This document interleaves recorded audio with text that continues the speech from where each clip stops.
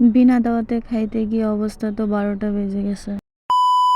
আসসালামু আলাইকুম, কি অবস্থা সবার? আশা করি ভালো আছেন। আমিও আলহামদুলিল্লাহ ভালো আছি। ঠিকই শুনেছেন ভাই, বিনা দাওয়াতেই খাইতে যাচ্ছি, কারণ আমার 14 গোষ্ঠীতে তো কেউ কখনো বিয়ে করবে না। যেগুলা করেছে সেগুলো তো করেছে, যেগুলা বাকি আছে সেগুলোর বিয়ের কোনো সম্ভাবনা নেই। আর আমি কবে লাস্ট দাওয়াত খাইছি সেটাই আমার মনে পড়ে না। যেহেতু বাড়ির আশেপাশে একটা বিয়ে বেঁধেছে, অবশ্য আমাদের না, পাড়া প্রতিবেশী, তো ভাবলাম দাওয়াতটা মিস করা চলবে না, আমরাই খাই।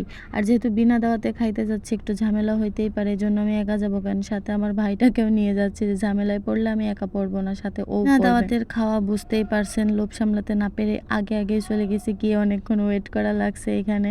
আমার ভাই ওইটাই বলছিল যে একেতে দাওয়াত নেই, তারপরে খাইতে আসছে, তারপর আবার তাড়াতাড়ি। যাই হোক, অনেকক্ষণ অপেক্ষা করার পর ক্ষুধা আরো বেশি লেগে গেল। এবার যাব খাইতে। আর আমরা এত সকাল সকাল গেছি যে প্রথম মজলিসেই ভাই আমরা বসতে পারছি, কত সৌভাগ্য আমাদের, আমি আর আমার ভাই। মানে কি বলবো, খাইতে গিয়ে দেখি যতগুলা খাজানদার আছে সবগুলাই আমার পরিচিত, আমার ফ্রেন্ড, মানে আমার মান সম্মান শেষ। এদিকে খাইতে খাইতে আমার প্লেটটাও অর্ধেক খেয়ে ফেলিছি, বুঝেন। আর এদিকে আমার ফ্রেন্ড আমারে বলছে তুই কতগুলা খাইলি, সেগুলো তোরে ভিডিও করে রাখলাম। মানে খাইতে গেছি বিনা দাওয়াতে, তারপরে গিয়ে এইভাবে অপমানিত হলাম। আসলে সবাই জেনেই গেছিল। খাওয়া দাওয়া শেষ করছি, এখন তো পান না খাইলে হয় না, তাই না? আর এখানে অবশ্য নকুদেও করা লাগছে, আমাদের দাওয়াত ছিল আমার আব্বুর। আর আমার অবশ্য দাওয়াত ছিল না, এই জন্য বিনা দাওয়াতের কথাই বললাম। এখানে আমার আব্বুর দাওয়াত ছিল বিয়াতে, আমার আব্বু যায়নি, এই জন্য আমরা গিয়েছি।